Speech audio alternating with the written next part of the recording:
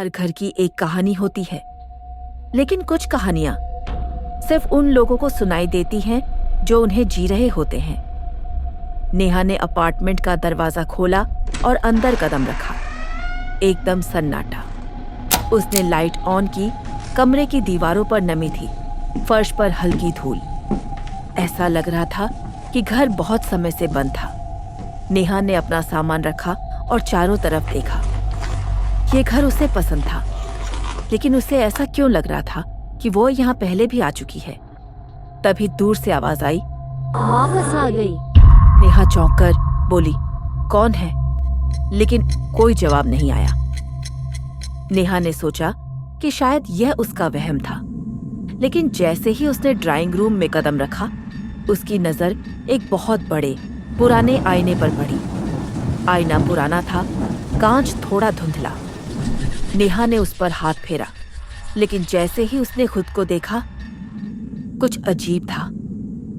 आईने में दिख रही नेहा उसे थोड़ी अलग लग रही थी। फिर दूर से आवाज आई, पहचान लिया।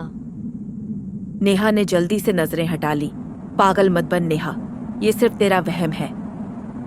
लेकिन फिर भी उसे ऐसा क्यों लग रहा था कि जब उसने मुंह फेर लिया, तब भी आईने वाली परछाई उसे देख रही थी।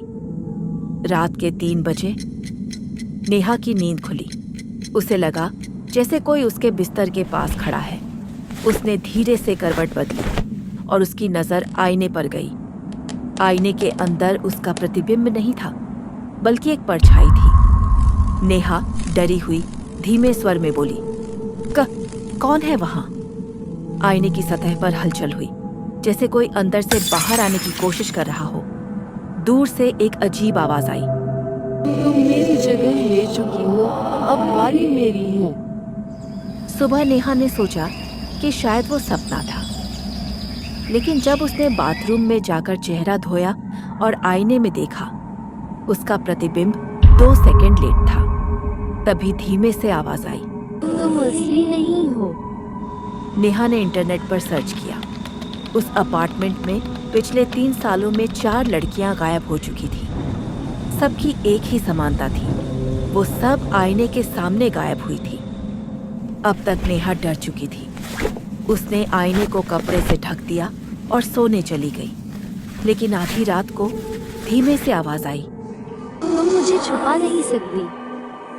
फिर आईने के अंदर से वही आवाज आई। छुपा नहीं सकती। नेहा ने धीरे से कपड़ा हटाया और उसने जो देखा, उसने उसकी आत्मा तक हिला दी। आईने में कोई था, उसकी शक्ल में, लेकिन आंखें काली, चेहरा भावहीन।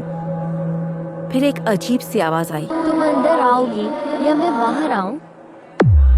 नेहा पीछे हटी, लेकिन तभी उसके पैरों के नीचे से जमीन खिसक गई। वो आईने में गिर रही थी। अब वो दूसरी तरफ थी।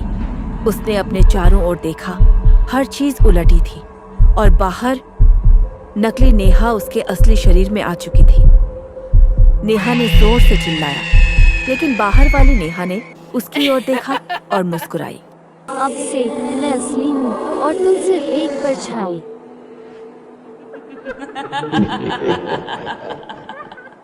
कई हफ्तों बाद एक नया किराएदार उस अपार्टमेंट में आया। उसने सामान रखा, चारों तरफ देखा और उसकी नजर आईने पर पड़ी। धीमे से आवाज आई, बचो। आईने पर उंगलियों के खून से लिखे शब्द थे, जो तुम देख रहे हो वो असली नहीं है। जो आईने के अंदर है वो कभी झूठ नहीं बोलता। नया किराएदार पीछे हट गया और तभी आईने में उसकी ही परछाई हिल गई, जबकि वो हिला तक नहीं था। उसका गला सूख गया। ये कैसे हो सकता है? वह धीरे धीरे आईने के पास गया। उसकी सांसें तेज हो रही थी। फिर उसने हिम्मत जुटाई और अपनी हथेली आईने पर रखी। सब कुछ सामान्य लग रहा था, लेकिन तभी आईने के दूसरी तरफ से एक और हाथ उसकी हथेली पर आकर रख गया।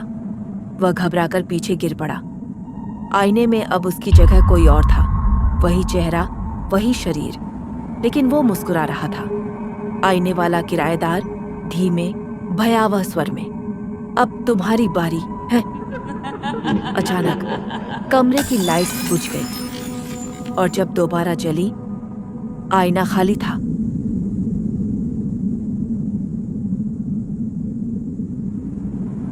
क्या तुमने कभी सोचा है कि तुम्हारा आईना तुम्हें सच में तुम्हारी ही परछाई दिखाता है या कुछ और? अगली बार जब तुम आईने में देखो, थोड़ा ध्यान देना, कहीं वो तुम्हारी हर हरकत कॉपी करने में 1 सेकंड की देरी तो नहीं कर रहा। शायद तुम असली नहीं हो,